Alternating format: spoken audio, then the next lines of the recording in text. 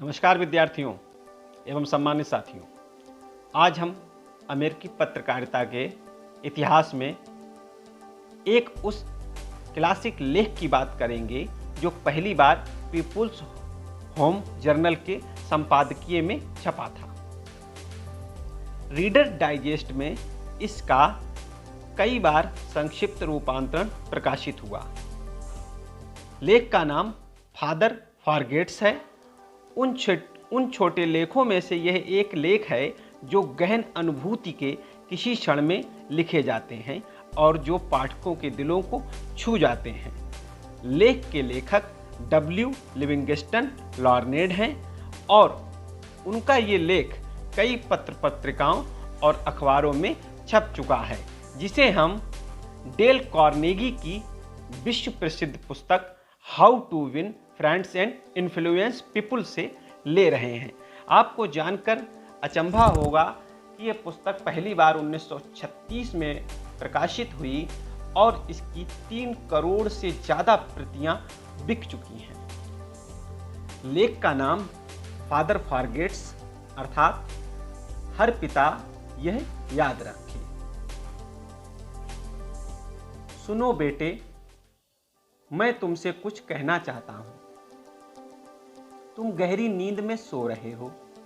तुम्हारा नन्हा सा हाथ तुम्हारे नाजुक गाल के नीचे दबा है और तुम्हारे पसीना पसीना ललाट पर घुंघराले बाल बिखरे हुए हैं। मैं तुम्हारे कमरे में चुपके से दाखिल हुआ हूं, अकेला।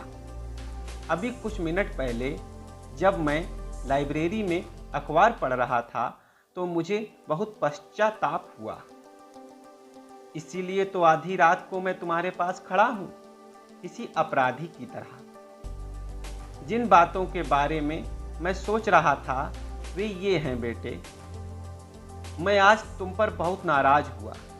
जब तुम स्कूल जाने के लिए तैयार हो रहे थे तब मैंने तुम्हें खूब डांटा।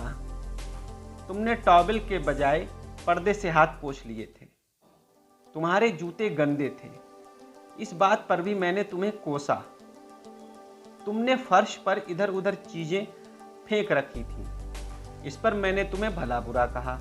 नाश्ता करते वक्त भी मैं तुम्हारी एक के बाद एक गलतियां निकालता रहा।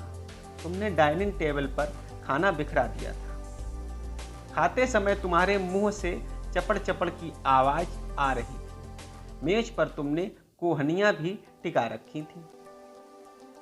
तुमने ब्रेड पर बहुत सारा मक्खन भी चुपड़ लिया था। यही नहीं, जब मैं ऑफिस जा रहा था और तुम खेलने जा रहे थे और तुमने मुड़कर हाथ हिलाकर बाय बाय डैडी कहा था, तब भी मैंने भरकुटी तान कर टोका था, अपनी कॉलर ठीक करो। शाम को भी मैंने यही सब किया। ऑफिस से लौटकर मैंने देखा कि तुम दोस्तों के साथ मिट्टी में खेल रहे थे। तुम्हारे कपड़े गंदे थे। तुम्हारे मोजों में छेद हो गए थे। मैं तुम्हें पकड़कर ले गया और तुम्हारे दोस्तों के सामने तुम्हें अपमानित किया। मोजे महंगे हैं। जब तुम्हें खरीदने पड़ेंगे तब तुम्हें इनकी कीमत समझ में आएगी। जरा सोचो तो सही, एक पिता अपने बेटे का इससे ज्यादा दिल किस तरह दुखा सकता है। क्या तुम्हें याद है, जब मैं लाइब्रेरी में पढ़ रहा था तब तुम रात को मेरे कमरे में आए थे, किसी सहमे हुए मृग छौने की तरह। तुम्हारी आंखें बता रही थीं कि तुम्हें कितनी चोट पहुंची है और मैंने अखबार के ऊपर से देखते हुए पढ़ने में बाधा डालने के लिए तुम्हें झिड़क दिया था। कभी तो चैन से रहने दिया करो। अब क्या बात है? और तुम दरवाजे पर ही ठिठक गए थे। तुमने कुछ नहीं कहा था, बस भागकर मेरे गले में अपनी बाहें डालकर मुझे चूमा था और गुड नाइट कहकर चले गए। तो बेटे, इस घटना के कुछ ही देर बाद मेरे हाथों से अखबार छूट गया और मुझे बहुत गिलानी हुई। यह क्या होता जा रहा है मुझे? गलतियां ढूंढने की, डांटने डपटने की आदत सी पड़ती जा रही है मुझे। अपने बेटे के बचपने का मैं यह पुरस्कार दे रहा हूं। ऐसा नहीं है कि मैं तुम्हें प्यार नहीं करता, पर मैं एक बच्चे से जरूरत से ज्यादा उम्मीदें लगा बैठा था। मैं तुम्हारे व्यवहार को अपनी उम्र के तराजू पर तौल रहा था। तुम इतने प्यारे हो, इतने अच्छे और सच्चे। तुम्हारा नन्हा सा दिल इतना बड़ा है जैसे चौड़ी पहाड़ियों के पीछे से उगती सुबह।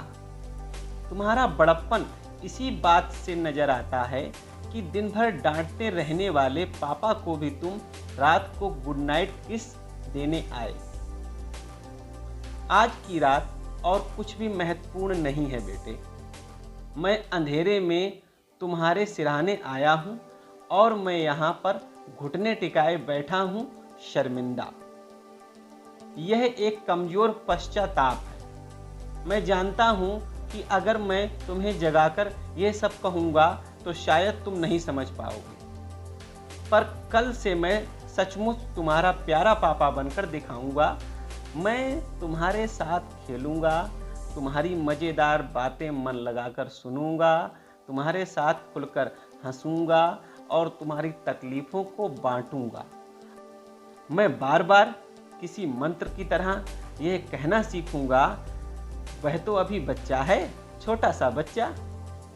मुझे अफसोस है कि मैंने तुम्हें बच्चा नहीं बड़ा मान लिया था, परंतु आज जब मैं तुम्हें गुड़ी मुड़ी और थका थका पलंग पर सोया देख रहा हूँ बेटे, तो मुझे एहसास होता है कि तुम अभी बच्चे ही तो हो। कल तक तुम अपनी माँ की बाहों में थे, उसके कंधे पर सिर रखे। मैंने तुमसे कितनी ज्यादा उम्मीदें की थी, कितनी ज्यादा। धन्यवाद साथियों।